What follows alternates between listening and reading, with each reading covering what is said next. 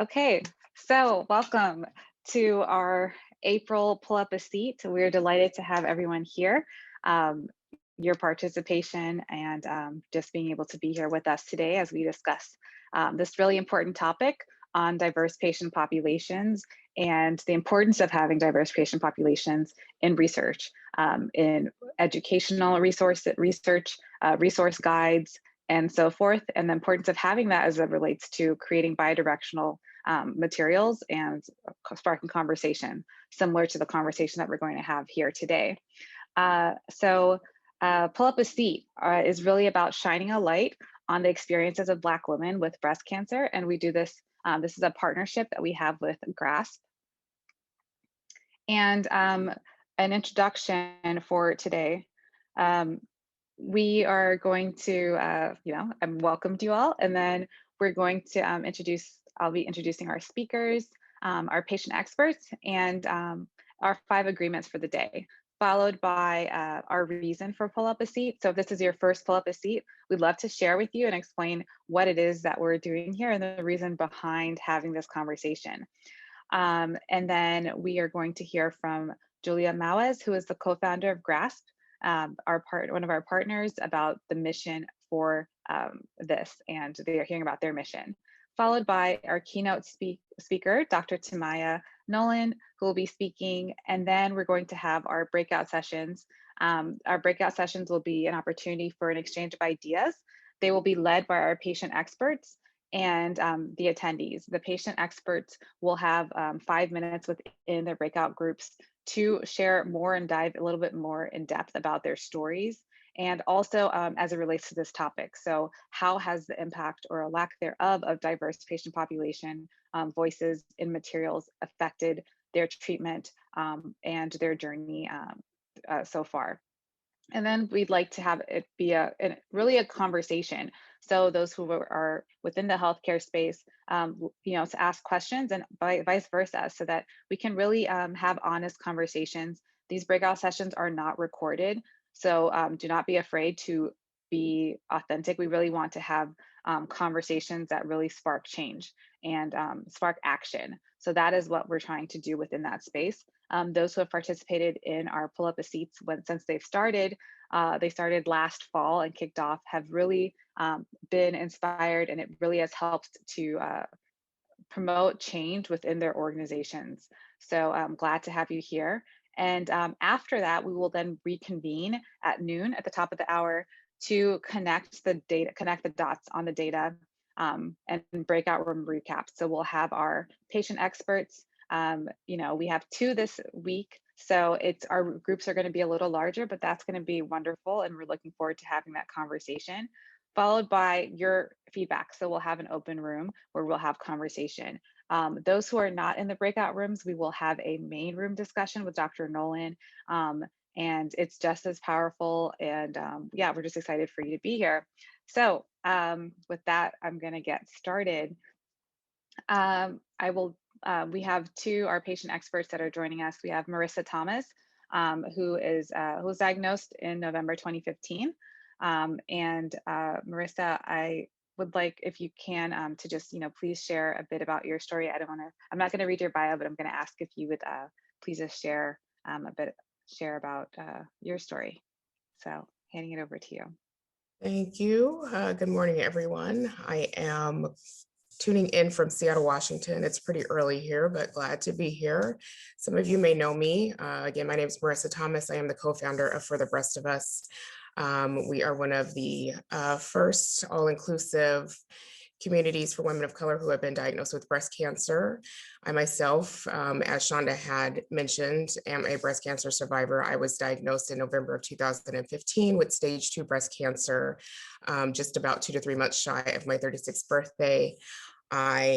My breast cancer was only 35% ER positive, which is somewhat rare. So they treated me as I was triple negative.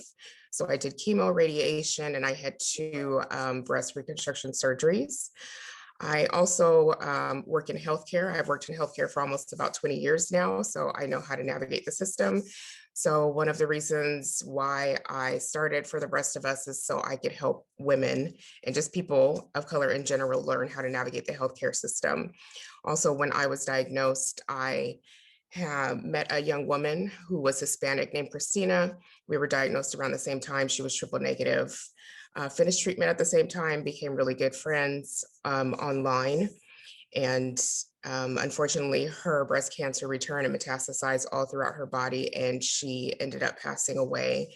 And so, another one of my passions is just to help women, especially who are living with metastatic disease, get the resources that they deserve and to help them hopefully prolong their lives and join clinical research trials. So, I'm happy to be here and excited to talk with everyone today. Thank you, Marissa. We're so delighted to have you here. I'm also going to introduce Kimberly Skinner. I'm not sure if she has joined us yet, but she is. If she isn't here, I'm still going to hold space for her and share about her. She was also in our No More Disparities conversation. And Kimberly is a 39-year-old single mother of 2 teenagers. She was diagnosed in November 2019, and she is a passionate patient advocate who learned to use her voice to speak up for her health needs. She is a resident of Huntsville, Alabama, and Kimberly continues to share her experience to help others, including medical professionals, understand the importance of their voice. So we're delighted to have both of these participants, both of these patient experts here with us, either in spirit or in person. So thank you. So the 5 agreements, how to be in conversation. I would ask that you just monitor your airtime, those as we continue with our audience feedback and when we move on to that section of the program. And then speak your truth, speak from your own experience. We ask that you lead with curiosity and not judgment. And as always, just please keep this space safe. What is here is confidential, and it is we'd like to maintain the authenticity and the safety of this space. Our why. Our why for Tigerlily Foundation and is really to educate, advocate for, and empower and support young women before, during, and after breast cancer, specifically under the age of 45. We started Tigerlily Foundation began in about over 15 years ago when our founder, Mayma Karma, was diagnosed with breast cancer at 33 years old. And she had to really be her own advocate and advocate for herself during her treatment. And as a result of that, during that time, she made a promise to God that if he would bring her through this treatment, that she would dedicate her life to helping others. And that is exactly what she has done. And we continue to uplift, the legacies of women who have continued pushed through this fight, and are some who are no longer with us. But we continue to fight on and continue to advocate for women. The picture that you see is of Shantae Randall, who is one of our angels and who is still with us in spirit. And so it's for Shantae, it's for the women that are advocates today, it's for those who have transitioned, and we continue to do it for them. So we really envision a future where breast cancer diagnosis doesn't inspire fear, but it helps to ignite hope for a future. Since March 2019, we've worked in collaboration with our strategic partners, some of who are on today, and IRIS Collaborative, towards really helping to reach more than 200 million people from rural to grassroots and global communities through our health disparities initiatives. So just, to give an overview or a little timeline. So in 2009, Tigerlily Foundation worked with Debbie Wasserman Schultz towards creating the Cancer Education and Awareness Requires Learning Young Early Act in 2009. And then in October 2011, we were appointed to the Federal Advisory Committee on Breast Cancer for Young Women. In 2015, we had Tigerlily also helped us participate in flying young women out to Washington, D.C. to meet 74 members of Congress as a part of the PALS legislation. In 2019, we launched our MBC Disparities Advocacy and Educational Outreach campaign and launched our Young Women's MBC Disparities Alliance on Capitol Hill in partnership with grassroots, state and local, national and global health partners and policymakers at our 7th annual Young Women's Breast Health Day on the Hill. And then in January 2020, we assembled a cohort of 20 Black women to representing cities in which Black women have the highest mortality rates for a year long intensive and immersive program that mobilizes these young Black women towards outreach and impact in their communities in which they live and work. And we are continuing to do that work in 2021 as well, assembling that cohort and focusing on those 20 cities and the list that has shifted a bit since that last year as well. So incorporating those new cities as well. In 2020, the Early Act that was reauthorized and we helped to launch in March 2021 a policy advocacy training within the Angels program. We've also had our inclusion pledge that was launched in July of 2020 towards ending health disparities for Black women within our lifetime. So far, we have had over 12,000 signatures to that, and our partners have committed towards to increasing representation within their organizations, towards program changes, towards communication. So ending the negative portrayal of Black women within media. So working towards showing healthy heroes and healthy examples of Black women. We also have really targeted, and our partners have looked towards, pledge partners towards, pushing the needle forward and reducing the lack of access as it relates to health literacy, the lack of access to clinical trials, which we'll be hearing a little bit more about today, lack of access to financial assistance, lifestyle, whether that's healthy eating choices, diet, and mental health wellness, and also really touching on one of the largest areas, which is medical racism and the impact that medical racism has had and continues to have in the forms of health disparities. So this is a picture of our 20 areas of impact and our MBC Angel advocates that represent those 20 cities. And as I mentioned, so this is for those who are part of our No More Disparities last week, this is the second component, but for those who are just tuning in with us, this is, we have our Pull Up a Seat is a part of a two-part conversation, No More Disparities, which is a For Us and By Us conversation that is held by Black women to really create a safe space for honest conversation. And the real objective of that is to say no more to disparities by understanding and knowing more about these disparities so that we can really remove them. And Pull Up a Seat, as you're experiencing today, is a conversation that's still co-hosted by by Black patient experts and a Black medical health professional to amplify the voices of Black men and women through candid conversations on topics ranging from racism in clinical trials and practices to unequal health treatments. So I'm going to turn it over to GRASP, to Julia Malice, to give us some more information about the GRASP organization. Thank you.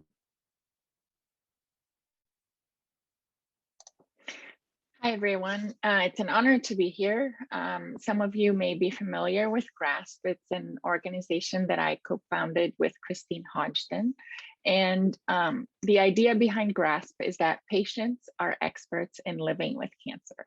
So we talk about how doctors are experts in treating the patients with cancer. We talk about how scientists are the experts in the science behind the cancer.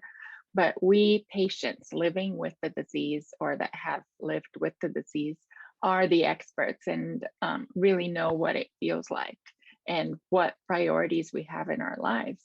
So we have to be included in the decisions and we have to be included in research. And that's mostly what GRASP focuses on, is with research and connecting the researchers with the patients. But what we did with Pull Up a Seat is we applied the GRASP model to the work that Tigerlily does. So Tigerlily took this idea of small groups, informal, honest, intimate conversations, to the conversation between the healthcare provider and the Black cancer patient. So the person that not only experiences cancer, but experiences cancer while Black. And that is a very unique experience. That's why we have Dr. Nolan speaking as an expert today. And that's why we have patients as the experts leading the small groups with healthcare providers and people working in industry.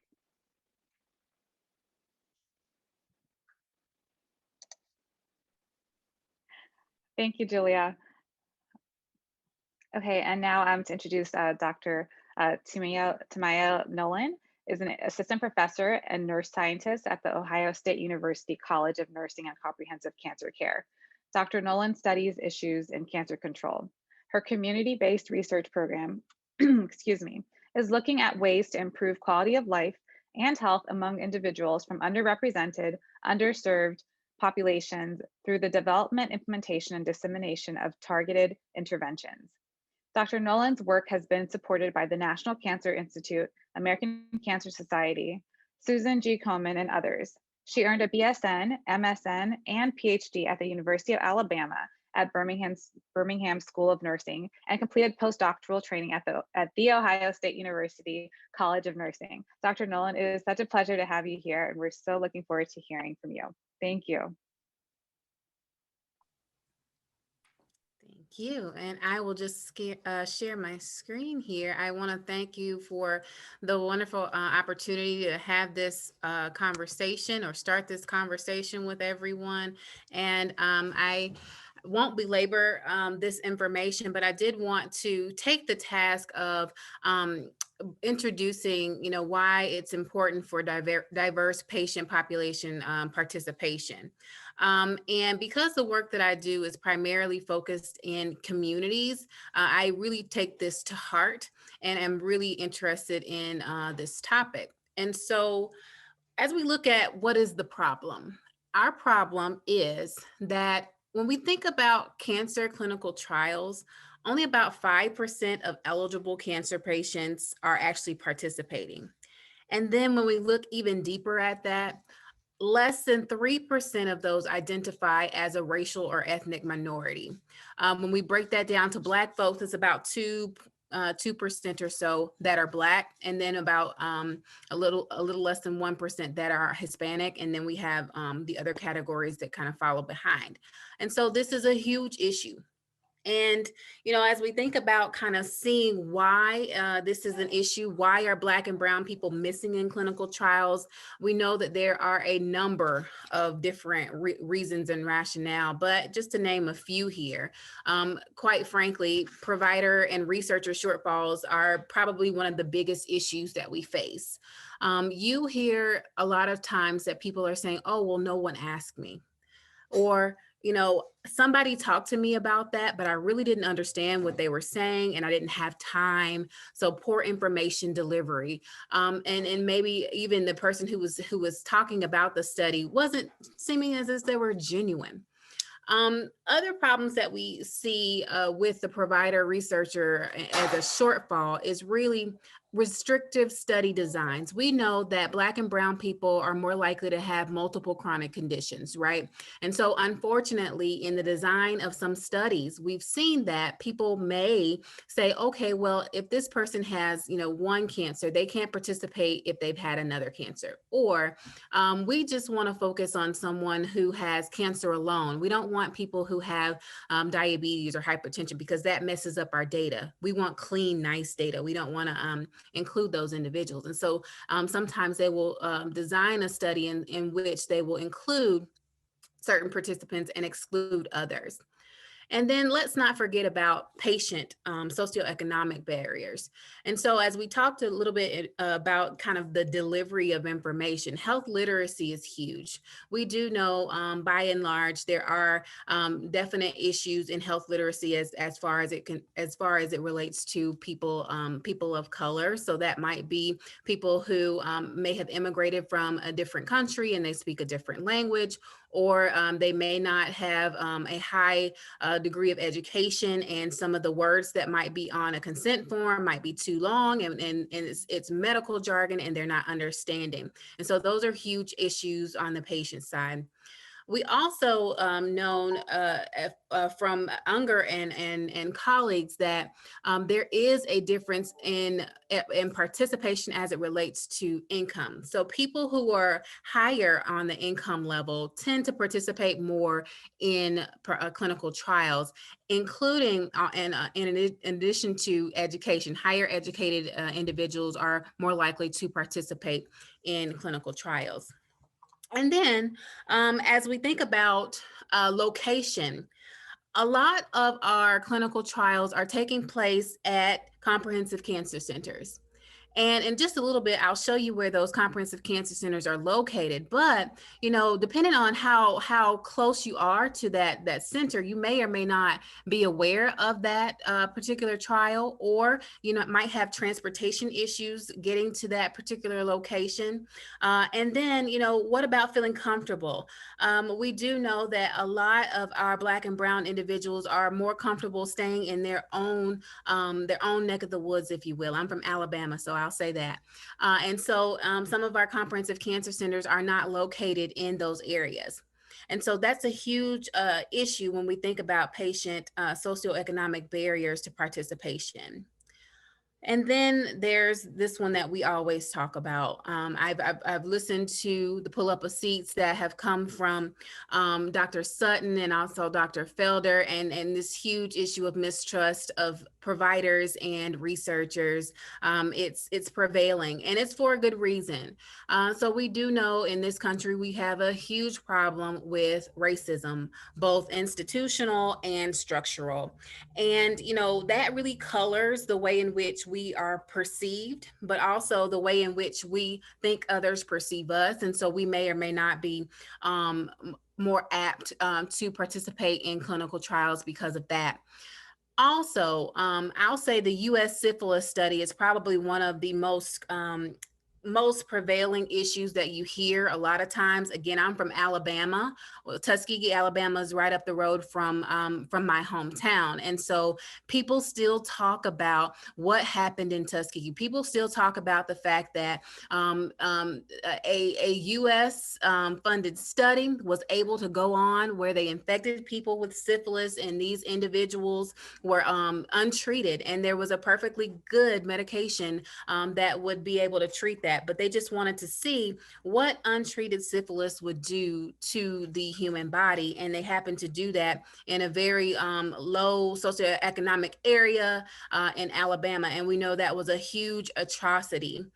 But, you know, it started way before that. We can go back to the quote unquote father of obstetrics and gynecology, Dr. J. Marion Sims, who he performed horrible surgeries on slaves unmedicated. And so in this country, there are a number of issues that really attribute to why we have some challenges in recruiting people of color to clinical trials. And so as we kind of look through the model or the pathway of clinical trial enrollment, we can see why these areas are really an issue. And so the structural issues: can a patient get to where that clinical trial is going on? You know, is it really that they have the transportation to get there? As we think about the assessment of a trial availability, you know, do we have people who look like those individuals who are there and who might be able to kind of dispel some of the mistrust that is rampant? In the clinical part, we assess the patient's eligibility. As I mentioned, there are factors and some studies that have restrictive design that may exclude persons of color based off of comorbid disease. When we think about the attitudes, both the attitudes of the physician and the patient. So, does this physician think that the patient will actually, say, yes, I'll participate? Are they going to offer the trial? And then for the patient side, again, are they going to be receptive of the invitation? So there's a number of different areas in which we need to kind of think about ways to avert any barriers that there might be to clinical trial participation. And so why it's so important is clinical trials represent areas for knowledge generation and medical breakthroughs. And let me tell you a little bit more about that. So as we think about breast cancer related disparities in Black women, and I won't belabor this slide. Again, you've had wonderful speakers who have gone in depth with this, but we know that just Black women living their normal, healthy lives. We know that by virtue of race and racism, they're more predisposed to issues like, high allostatic load or more wear and tear on the body, that at younger ages, they're going to be predisposed to having more stress-related conditions like heart disease and cancer. We know that obesity is a huge issue in breast cancer specifically, and that Black women are more likely to have higher BMIs than white women. And also when thinking about lifestyle behaviors, Black women are less likely to attain those recommended healthy lifestyle behaviors like 150 minutes of physical activity per week, or eating, high amounts of fruits and vegetables. And those are definitely colored by social determinants of health, right? And so this continues throughout the continuum of cancer care. So even when we think about prevention, though we might have enough or more women who are getting their mammograms on time, the follow-up is where the gap where the gap is the follow-up. So less likely to be followed up after an abnormal exam. Then, of course, we have younger age at diagnosis, and the list goes on and on and on of health disparity in relation to social determinants of health.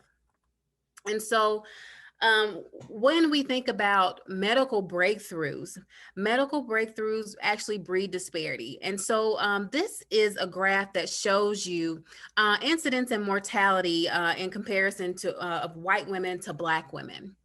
And so what's interesting here is when we look at mortality, around about the 1980s, this is where we see the split of Black women and white women, with Black women's mortality beginning to be higher. And now we know to present day that disparity, it's continuing on. And so what happened around the 1980s is that, first we had the advent of mammography that came aboard. And then around 1976 or so, the American Cancer Society said, okay, we're going to mandate, or we're going to provide recommendations that women begin, getting screened. And so as time has gone on, we know that issues in access to care and issues to high quality care exist. And then that breakthrough is what caused these lines to split. We also know that inadequate access breeds disparity. And so this particular graph shows us about the digital tomosynthesis that's also used with mammography. And so particularly for women with dense breasts, this is an excellent screening method to actually diagnose as more sensitive than mammography. And so what we see in this particular graph in that box there is that even, if we think about the availability of the DBT, whether or not it's used is an issue. And so you see with white women, it's used about 53% of the time, but in Black women, it's used about 37% of the time. So we have, definitely some areas that may, in the future, as time goes on, create more and more disparity. And inadequate representation really breeds disparity, right? We know that the time for personalized medicine is here. The time for looking at one's, genes and really coming up with wonderful top of the line medications that actually affect or turn on receptors within our bodies. That time is here. And unfortunately, because Black and brown people are more often than not, they're not represented in these SNPs or these small pieces of the genome. Because of that, we don't have adequate information that might really help us to spearhead or to increase the uptake of such medical discoveries, because we're not there, we're not at the table. And so just like we saw with mammography, we know that, access, we know that being able to have those particular SNPs and run clinical trials with those, it's going to continue to perpetuate disparity. And so let's also talk about the time we're in now. Yeah, we're over a year into COVID-19, the COVID-19 pandemic, but I mean, it's one thing that on top of another. We're dealing with COVID, and we're also dealing with racism, and that's increasing, our problems with trying to really recruit our cancer patients. And I'll just say it's not even just with recruitment. We definitely still have issues with getting people in to be screened for cancer, because they may or may not be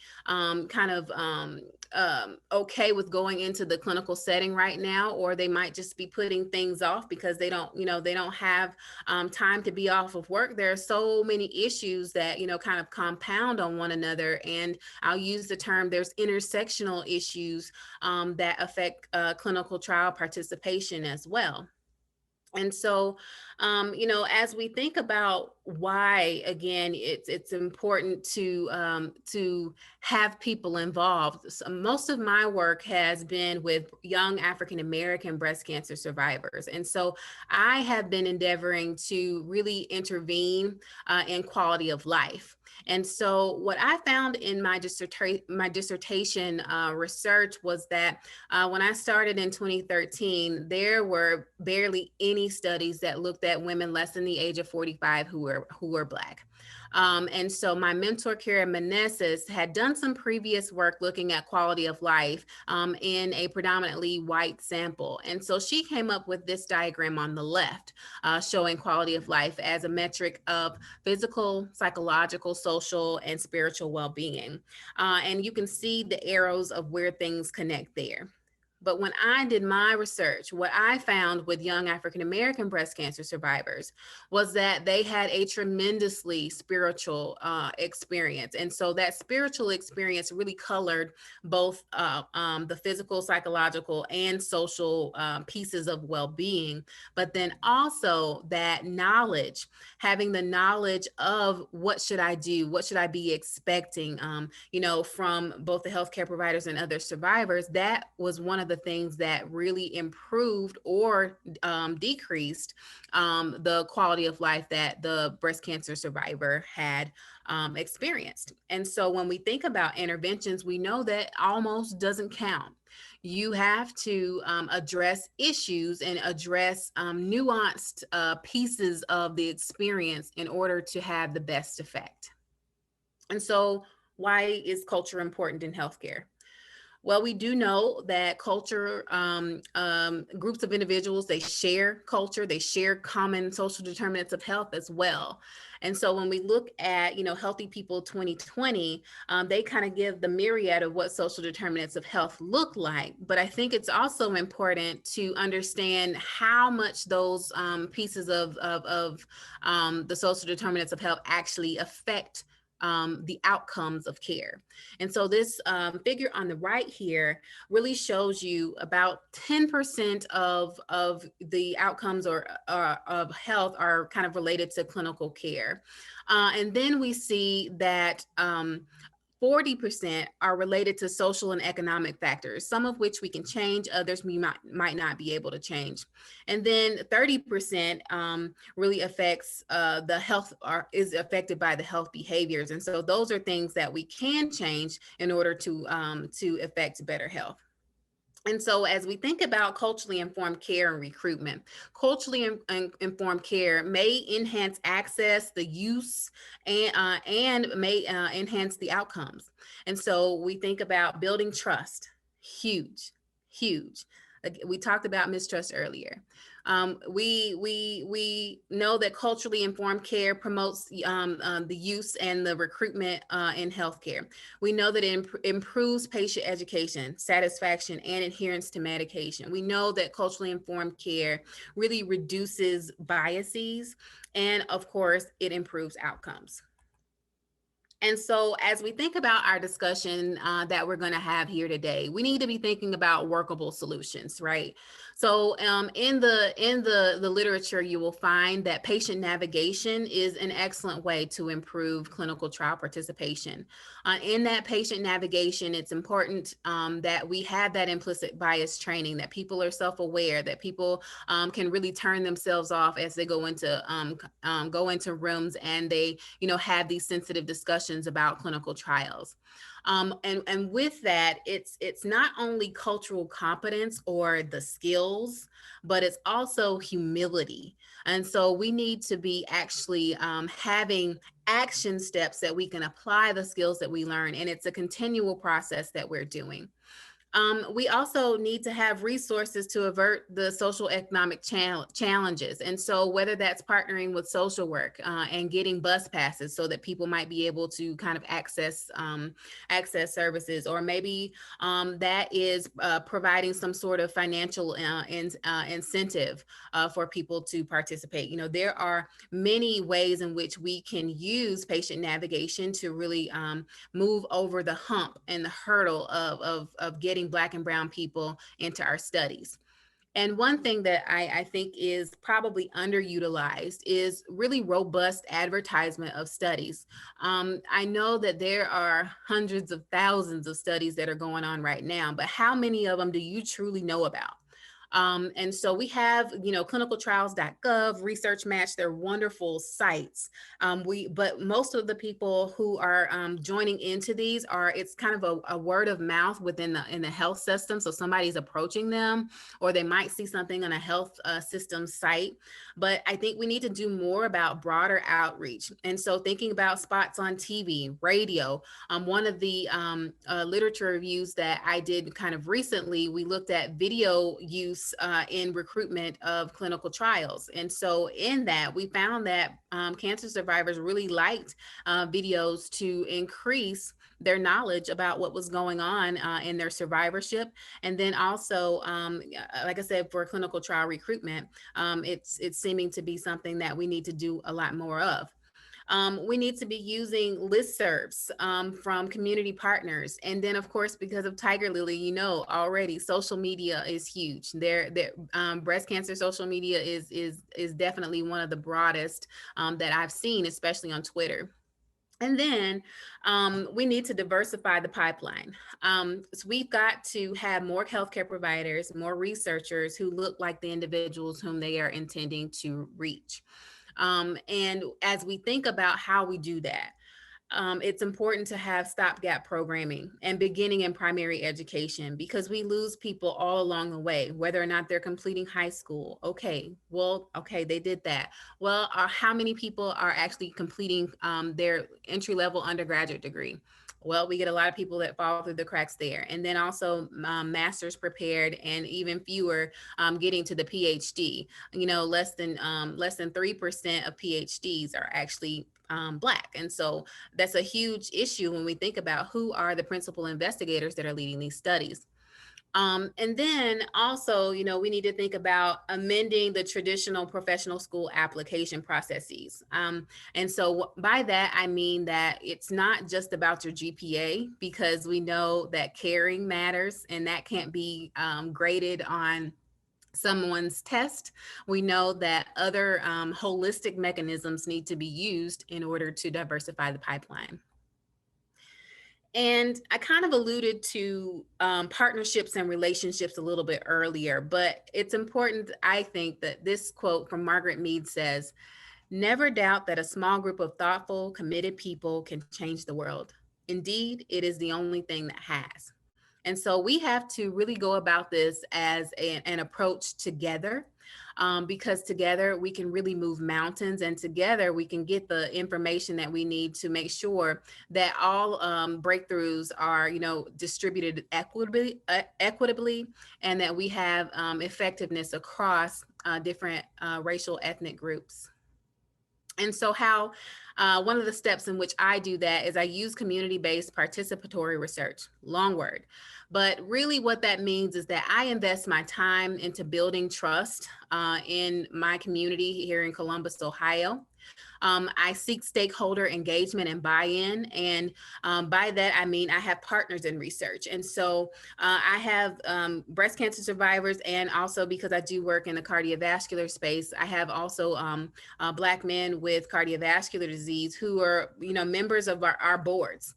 We also have these folks and some of the community organizations as our co-investigators. And so you will see them on our papers as co-investigators. We address community priorities first. It's not that we're going into a community and saying that, hey, we want to do this. No, before we ask anything, we're, seeking to see what can we do for them. And then lastly, we're building with sustainability in mind. And so examples of partnership for recruitment, first of all, I'll say the NCI is trying to do a wonderful job here. So we have in red in red just cancer centers that are spread across the US. And this is about 8 or so years old. But definitely we have more that's come on board. Our comprehensive cancer centers are represented in that dark teal. And then we have basic laboratories. So you can see that based off of where these centers are, and thinking about these are probably the primary hubs of where clinical trials happen, we've got to do a lot better job about connecting. And so what the NCI has done is now that they have cooperative groups. And so these cooperative groups are working together with smaller hospitals to make sure that they are, kind of passing along the latest and greatest information, but also using those sites as recruitment sites so that they can get more diverse populations. And I'm a member of Alpha Kappa Alpha Sorority Incorporated, and I can say that we are partnered with the NIH in its All of Us program. And so the rest of the Divine Nine, or historically Black sororities and fraternities, are also represented in this as a partnership to really increase clinical trial participation among Black and Brown folks. Because I mentioned, precision medicine it's here, it's already here. And so we have to make sure that we have samples of Black and Brown folks that can be tested upon so that we can have, those breakthroughs be equitable. And then last but not least, for my personal work, Black Impact. Black Impact is a study that we've recently kind of completed where we looked at cardiovascular disease in Black men, as I mentioned. And so with that, we had a partner in the National African American Male Wellness Agency, who is tremendously connected within the Columbus, Ohio area, but also nationally. And so they have a ground game that is top notch, bar none. And they were able to really help us with engaging the community because they are already trusted. And we had been working with them for the last 4 years. And we said, we really want to impact cardiovascular health. How can we do that? They came on board with us, sat at the table with us, helped us write a grant. We completed that study in December. We're working on getting those publications out and also working on expanding this to Black women and thinking about the connection of cardiovascular risk to breast cancer diagnosis. And so, as we work together, we can partner and we can really increase our ability to reach those folks who are Black and Brown. And I'll just briefly mention one of the other things that's going on at the Ohio State University is that we have a Community Scientist Academy in which we're increasing our stakeholders' awareness and understanding of research and hoping that they will go out and be advocates in their community and then bring more folks in. And so one component of this is also that we introduce people to researchmatch.com. And so we can not only just, let them know about what's going on at the present time, but they can also get information and emails in the future that are relevant to them and their own social determinants of health or their own things that are going on in their lives. And then last but not least, I'll briefly mention here that we're continuing this conversation. We're really serious about this at The Ohio State University. It's one of our main missions to really increase clinical trial participation. And so we have a chat that's actually coming up next Friday entitled Clinical Trials and Underrepresented Minorities, Mistrust, Misconceptions, and Missed Opportunities, and Moving Forward to Enhance Diversity. And this is going to be a workshop. So we'll hear from our speakers, excuse me, including our special guest, our Congresswoman here in Ohio, Joyce Beatty. And we have representatives that are across sectors. So we have clinical trial participants, we have a clinician scientist, and we also have a community member and a representative from pharma who will give us just some brief notes about their experiences with clinical trials, and then also to have breakout sessions where we really ask the question, what can we do? So I know we're having this conversation here today, but I do want to just call attention to this fact that you can definitely register. And so with that, I've just given you a teaser and something to take with you into your breakout sessions. And I want to again say thank you for this opportunity to share with you. I look forward to being in the chat and really coming up with some actionable steps that we can really increase the good work that's been done, but also improve upon that so that we can increase clinical trial participation. And so thank you. And I'll turn this program back over to Shonda. Wow, thank you. Can we get some virtual applauses for Dr. Nolan? That was phenomenal.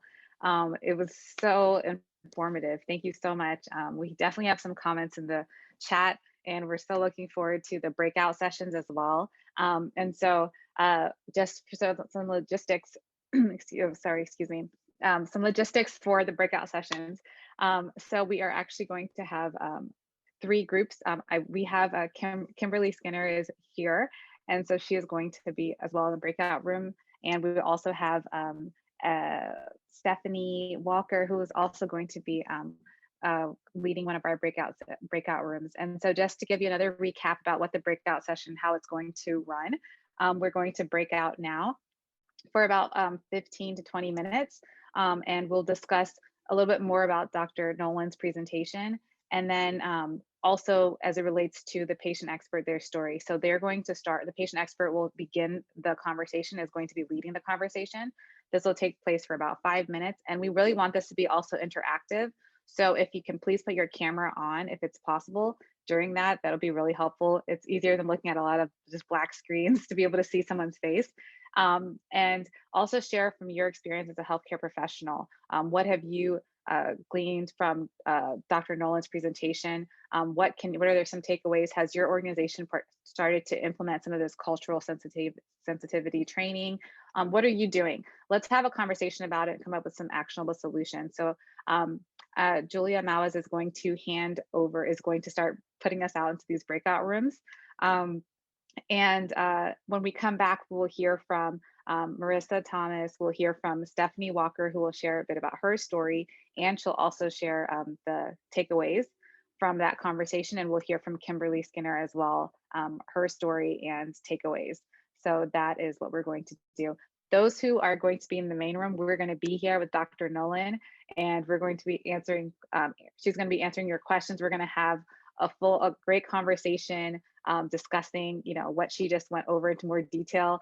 Even when you're talking, Dr. Nolan, it made me think about when you were talking about the Tuskegee case and this medical mistrust, especially, it made me think about in international spaces, especially being from the continent. I'm from Liberia, and having the medical mistrust as well there, because even though it may not be happening here, it's still happening in other countries in different ways with these different studies.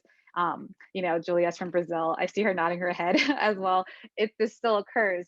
And so how can we also, that's something to follow up with as well, later on, of how this impact of clinical trials and this medical mistrust on a larger scale internationally as well. So I'm, going to, yes, I think we're going to start the breakout sessions now. Okay, so I'm going to assign you to your group. Go ahead. You'll disappear and show up in a small group, in a small room. Please turn on your cameras. Bye, everyone. And if you have questions, please feel free to write them in the chat. We'll be able to see them.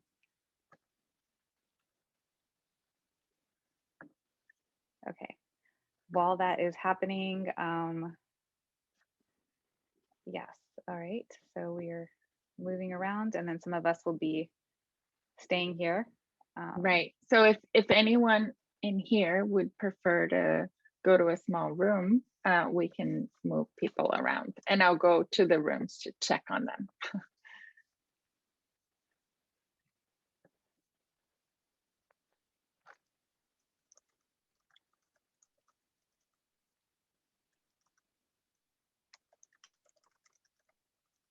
Okay, I'll be right back.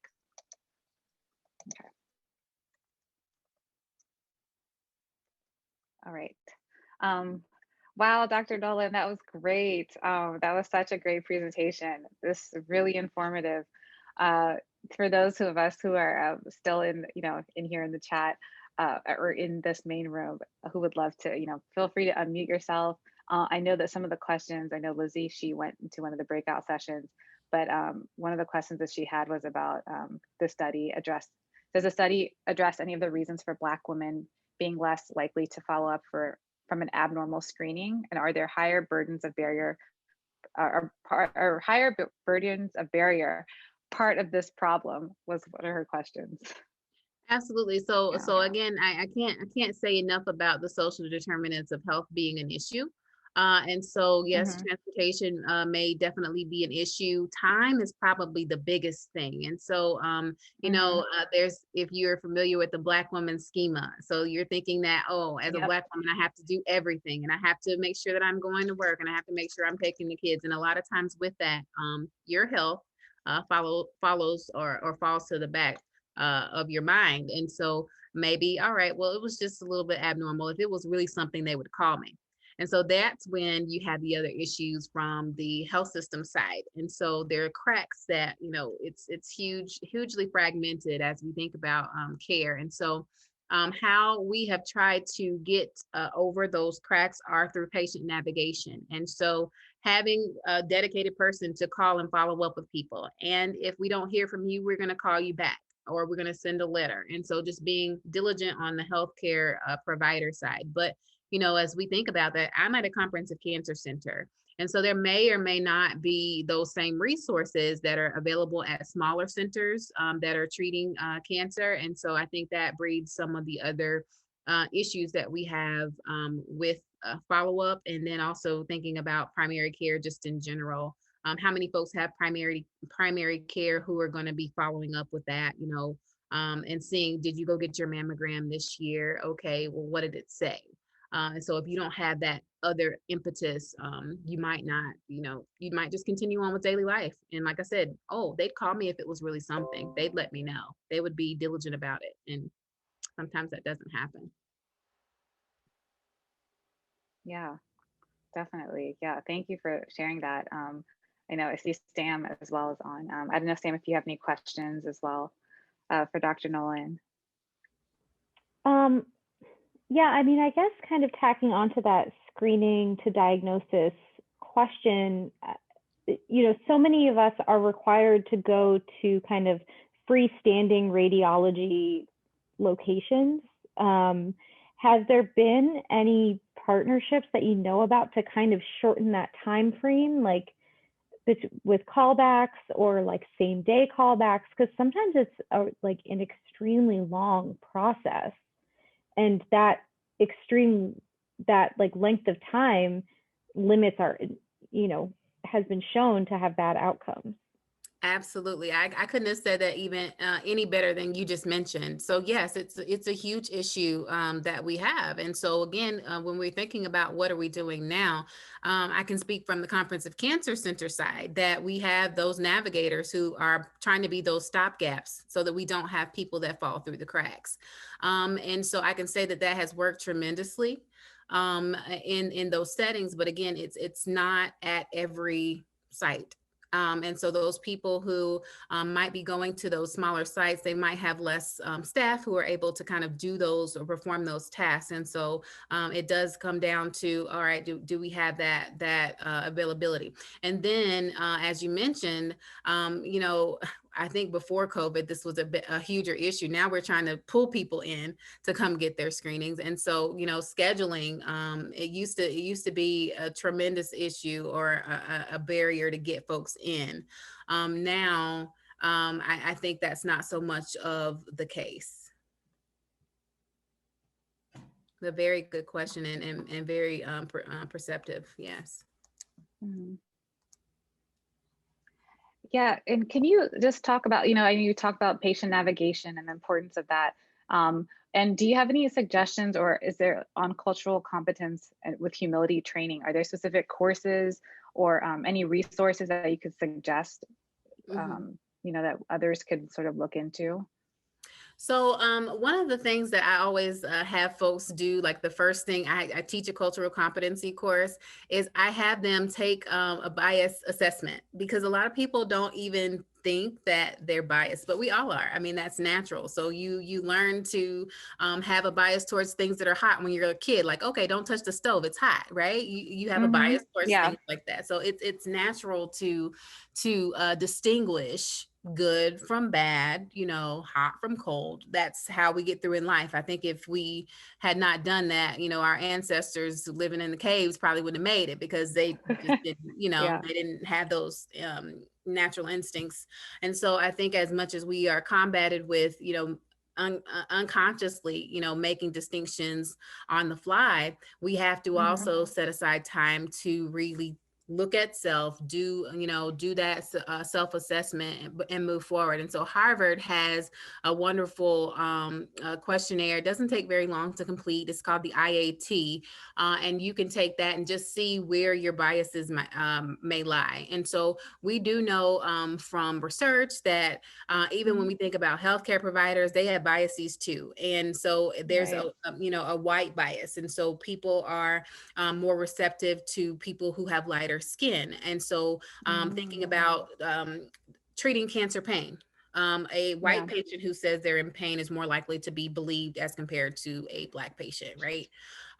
So again, the first step is know thyself and understand what your biases are. And then moving past that, it's really understanding that the person in front of you has something to offer. They have knowledge, they have, their own lived experience that, us as healthcare providers, we can learn from, and then also kind of meet in the middle to address needs. And so as much as I'm learning, the patient is learning too, and we're, kind of working together as partners, empowered partners, to have the best health outcomes. And so I think that's the next piece into kind of really being humble in the care that you deliver. So moving past those skills that I talked about in the presentation, all right, well, ask the patient how they're doing, ask what name they would like to be called. Those are skills. But move past that and bring it forward to really having the best outcomes with humble presentations.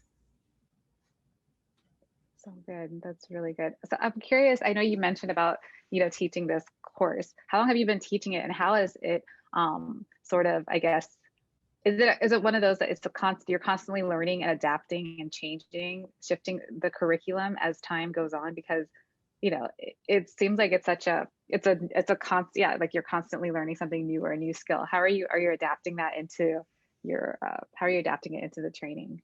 And how have you seen it, like sort of the ripple effect of it since you started doing that? So I started teaching it in 2018. And so I teach it to nursing students who are, freshly undergrad nursing students, or also grad entry. So they've come from some other background and now they want to be nurses. So it's a mandatory class that everyone has to take for obvious reasons. We take care of people who don't look like us all the time and who don't have backgrounds culturally like us all the time. And so in this course, we kind of started out in that it was just online. And so it was asynchronous, but, trying to have discussions and thinking, whether or not they're having meaningful discussions, we kind of had to alter that. And so we went to doing a hybrid kind of presentation to where we had, still had our course shell that was internet based, but we also had 4 classes where people were able to come together. We had a presenter and we had conversations. And I can tell you those conversations are where the learning happens. I happen to be in an area where outside of Columbus, Cleveland, Cincinnati, and Dayton, the biggest cities in Ohio, outside are predominantly white. And so we have a lot of students who are coming from those areas and they're now being bombarded by all this diversity. And so they don't know that they have biases before coming into these conversations. And it's like, oh, well, you can't say that. This might hurt somebody's feelings, or, and so they learn in this course how to adequately say, all right, I'm sorry, help me to do this in a better way, and help me to understand where my misstep was. And so by virtue of having these conversations every single semester, it's different because the students' lived experiences are different and they bring that to the course. I do have another question as well related to that. And then also, taking care of yourself, because for instance, this week, we've had 2 instances. We've had, the verdict of Derek Chauvin, for the murder of George Floyd. And then within the next hour, without even the same day, we have, the killing of another, a 16-year-old. Here in Columbus. In Columbus. Mm-hmm. Yes. How do you deal with, like, I mean, how do you cope with that? How are you dealing with that? Like, are you currently doing a training? I mean, this is literally what you're doing and you're living it as well. I'm just curious, on these, during weeks like this, how's it going? One of the things that I routinely do in front of, in the beginning of every class is I do a check-in. How are you doing? What are things on the top of your mind? And in the beginning, a lot of the students are kind of closed mouth, but of course, as time goes and that trust grows, we really have some wonderful conversations. And so we've had the discussion to say it's okay not to be okay. You can, feel free to let me know this is not a good time for me right now.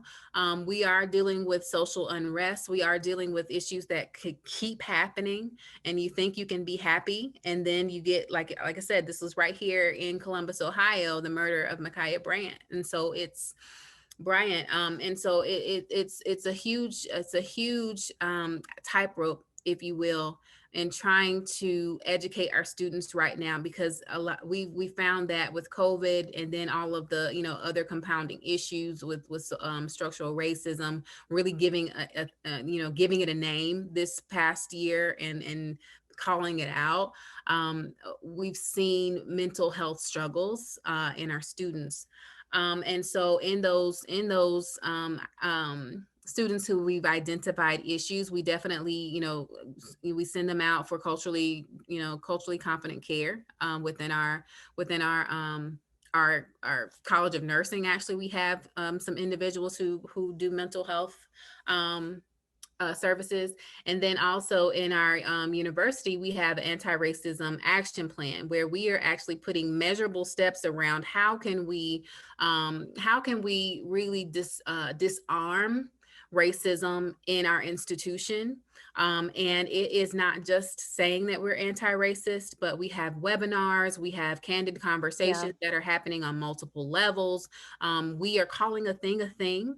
And I'll give you a perfect example. Even in our College of Nursing, our dean said, you know what, guys, it took me a week to respond after the killing of George Floyd, and I'm sorry. And so what we have is ongoing meetings with our Black faculty where she just does a check-in with us and to see what are some things that we can do. And so one of the things that she's done is she's putting her money where her mouth is, and she is developing a program a fellowship rather, that actually talks about health disparities, and it's an actionable application process where they have projects that they have to talk about that they're going to do that really increase health equity.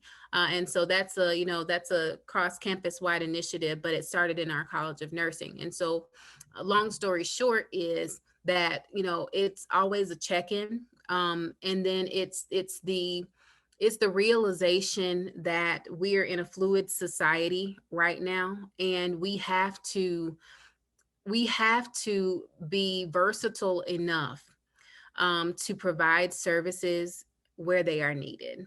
We have to be versatile enough, because if we don't, we're going to continue to have these shortages in nursing care, in addition to, the horrible issues that we have with the pipeline not being as diverse as the populations that we're serving. So there's huge areas that we need to be addressing.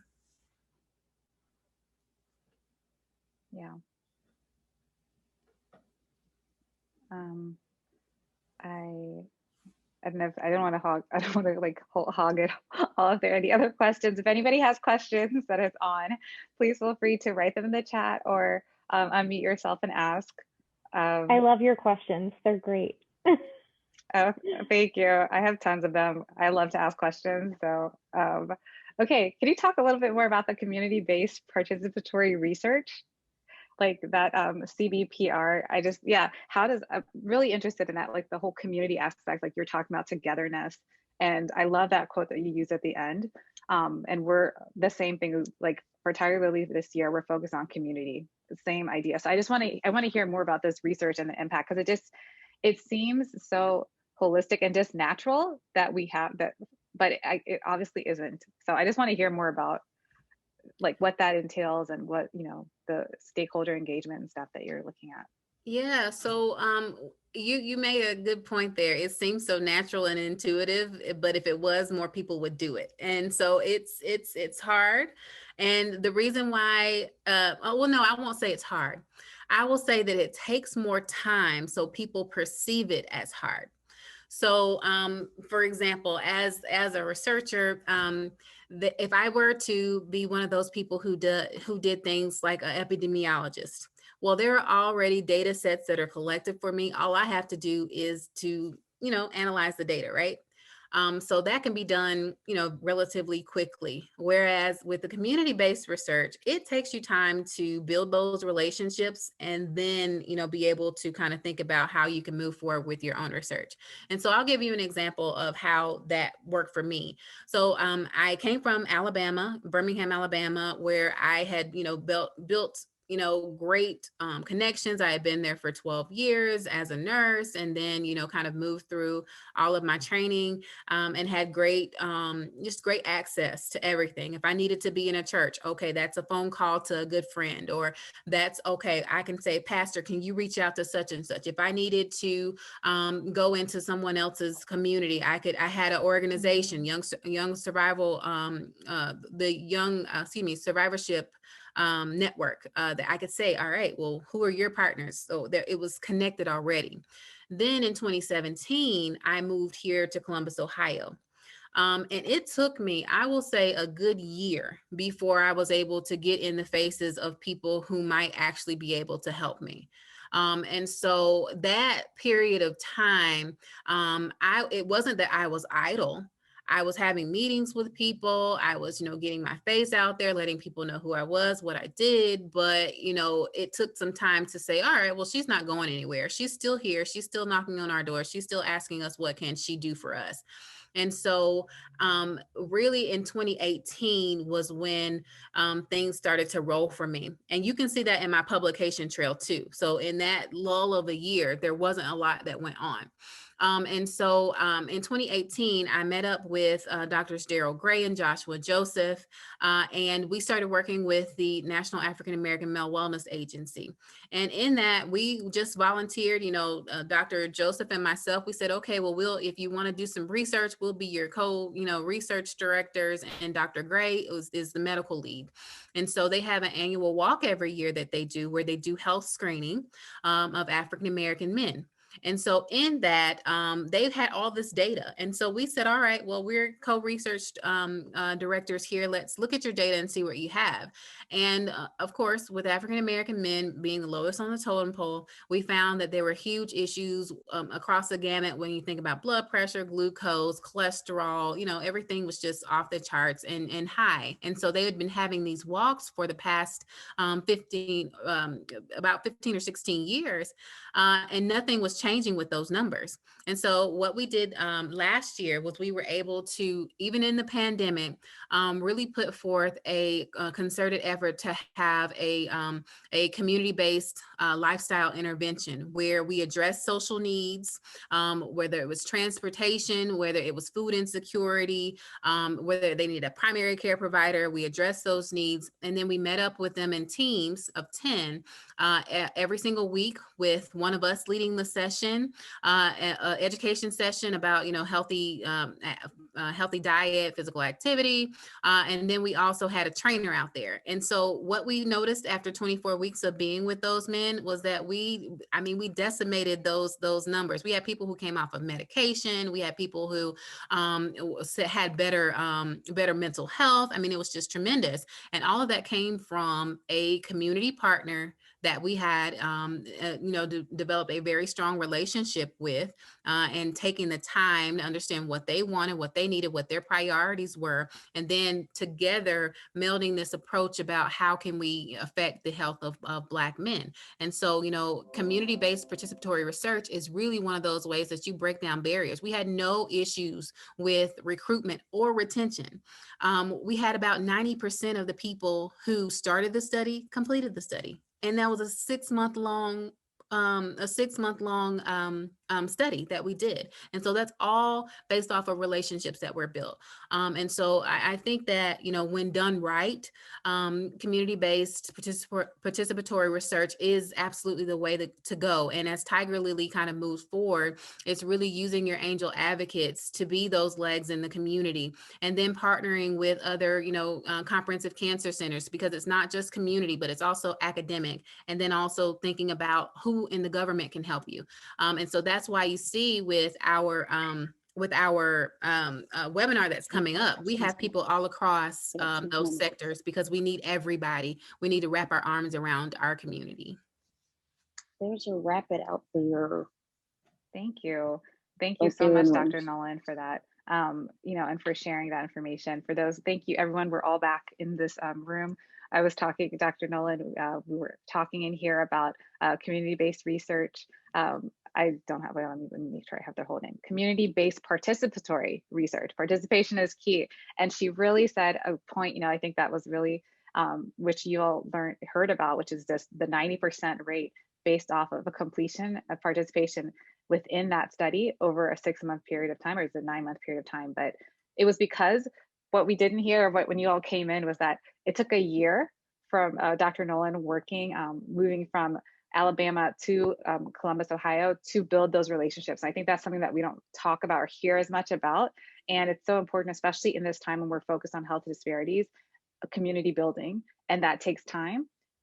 Where we're in a place, and also in a society where everything has to be seen right away. We need to show results. Well, some of the results takes time because you need to build that trust first. And I really, thank you, Dr. Nolan, for sharing the impact that this is having. But it took a year of going into the community, entering the community, talking and building those relationships to be able to have these successful studies. So I just thank you for sharing that information. And welcome to everyone. Thank you all for your coming back on, and I hope you had I know that the time of the breakout sessions it's never long enough, but I would like to at least give our 3 breakout leads, our patient experts, time to be able to share some of the takeaways that you all learned from your breakout session. If you do have to drop, because I know 12:30 is when we're supposed to be ending, please make sure to leave your information in the chat, and we'll definitely reach out to you, and I'll share when the recording is available. So I would like to turn it over to breakout room number 1 and hear from you. I believe that is Marissa. It was from breakout room number 1. If you could just share about some of the takeaways from your group and how that conversation went. Sure. So we mostly just talked about how do we get more women of color involved in clinical trials, leading some of the information that Dr. Nolan had talked about before. We talked about just my personal experience going to the plastic surgeon and wanting to see more images and pictures of women who have brown and Black skin. One of the things that we did, which I put in the chat here, is that for the Breast of Us last year for our breast cancer awareness campaign, we did a project called the Naked Truth Project. And that was where we showed beautiful images of brown and Black women, either after their breast cancer surgery or during or after their breast cancer treatment. And then women they gave us like a quick little blurb of what their body meant to them. And so it's a really beautiful project.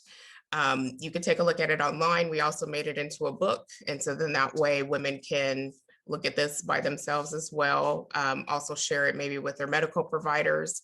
I know one of the things for myself is that when I went into the plastic surgeon to look and see and talk to her about my reconstruction options, there were no pictures of any Black or brown women there. So I didn't know what my skin was going to look like. I also keloid whenever I'm cut. And so I wanted to make sure that the provider that I was going to knew what that was.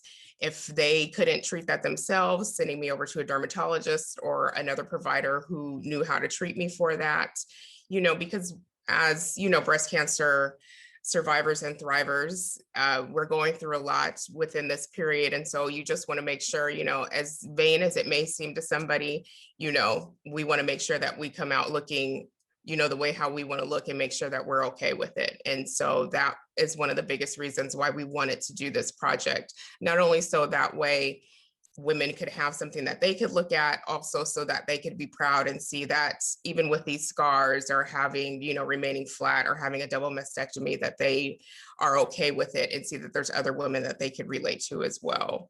So that was mostly what our conversation was. We also talked about, for the Breast of Us, is conducting a survey right now, a market research survey, where we wanted to know why women are and are not participating in clinical trials. Like, what are the barriers? We know some of the barriers so far that Dr. Nolan had talked about, but we wanted to go a little bit deeper into that because we know a lot of that has to do with generational or some things within their family. And so not only are we talking and surveying to women of color, but we also wanted to survey Caucasian women as well to see, okay, what is it that you trust within the system that is different from a Black woman or a Hispanic woman? What is it, something within your family background that makes you want to go to the doctor or makes you not want to go to the doctor? And some of the information that we found out so far has been interesting. It'll be coming out sometime pretty soon. And so we mostly talked about that, and it's interesting to see, and I'm glad that we're all collaborating together to definitely move the needle forward. Thanks so much for that, Marissa, and so glad, yes, that we are working together on this. And we look forward to also for that study coming out and the results of that. That's incredible.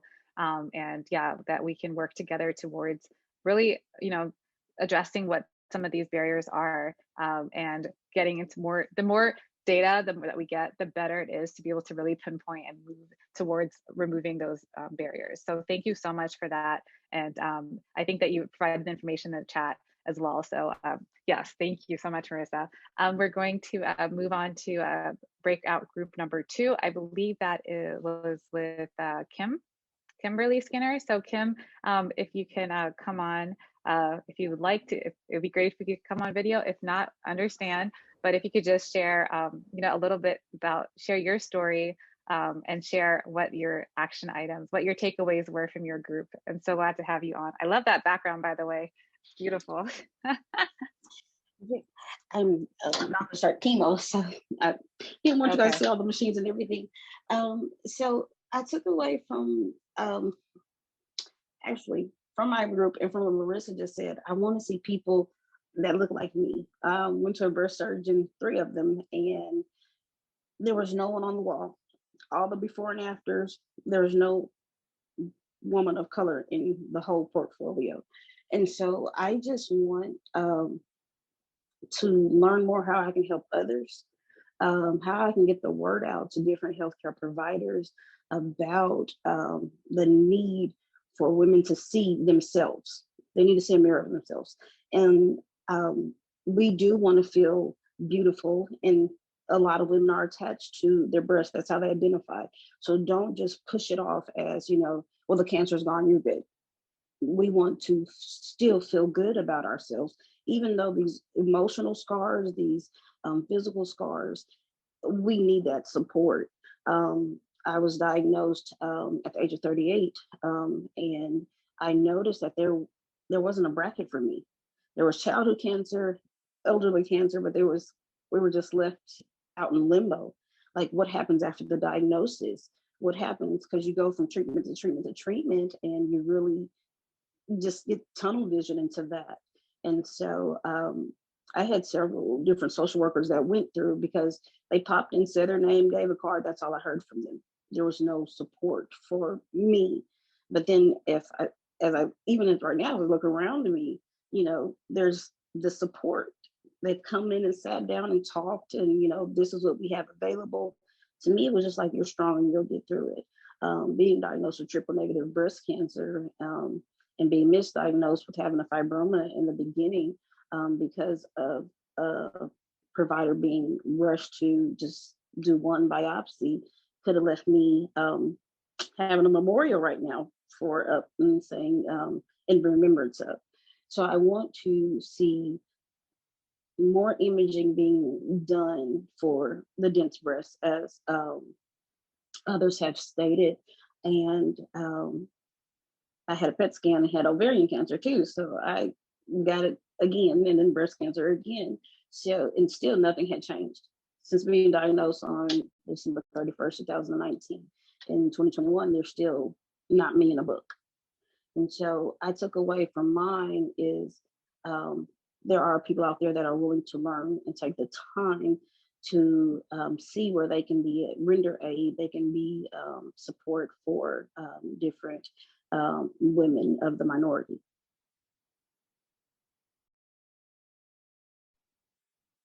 Thanks, Kim. Thank you for sharing, and and being here, and praying all the best as you continue to go through your treatment today.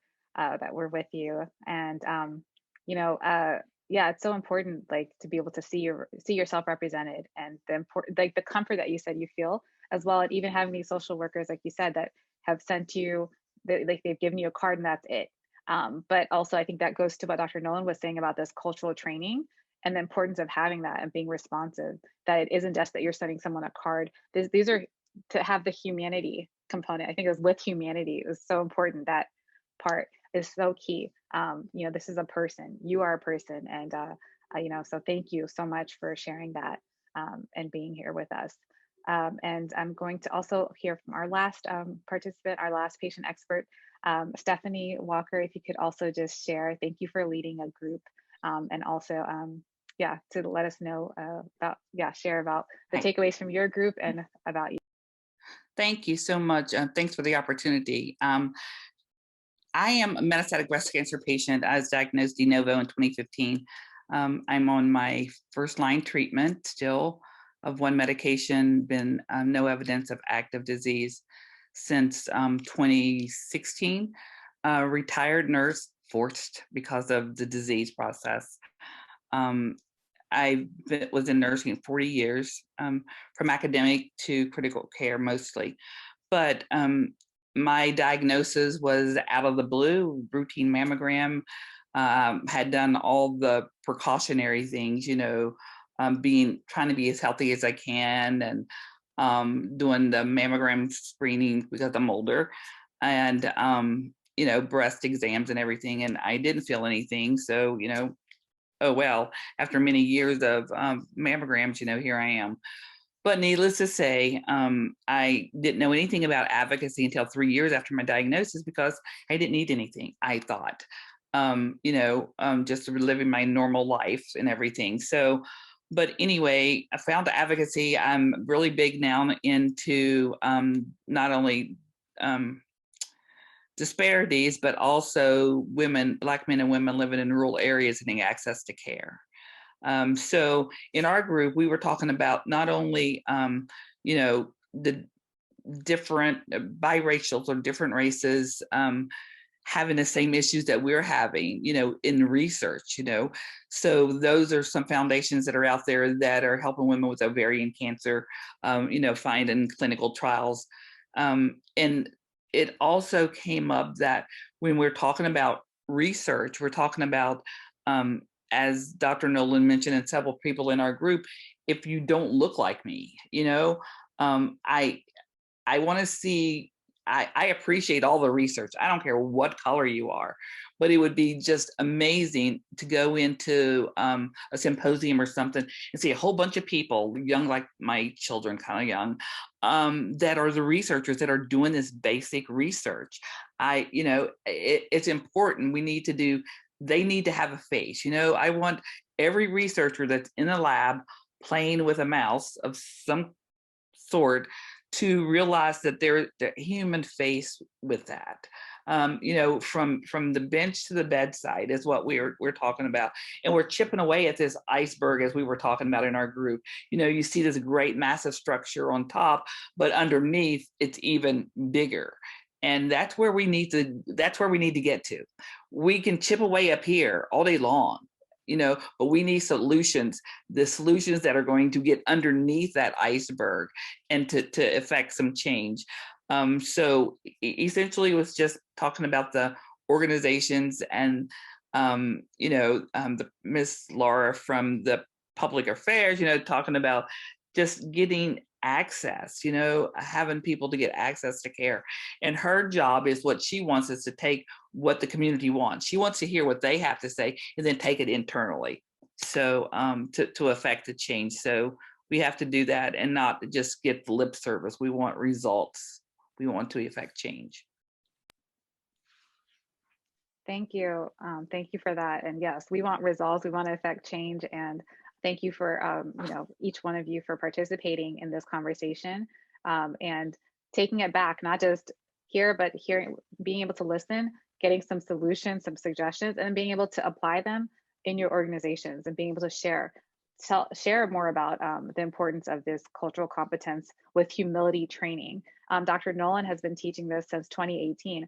Reach out to her. She said that she starts with take a bias assessment before you even begin the process. So reach out to her, find out, get these resources and connect in this way, because we all have our own biases. Another solution, about the community-based participatory research, just like what Laura, you were saying about the community. Community is so key and we need to have this participation. So how can you apply that within your own and being able to take that information now and share it with your organizations, share it with your who you're representing here today, to be able to let them know so that we can actually start to chip away at this big iceberg, and really start to get there, because it's something that's fluid, and we're going through a lot of changes, but we're gonna, I was about to make a comparison to climate change, but yesterday was Earth Day, so I'm gonna try not to, because I was like, let's melt the iceberg, but I was like, wait, no, climate change, that isn't what we're trying to do.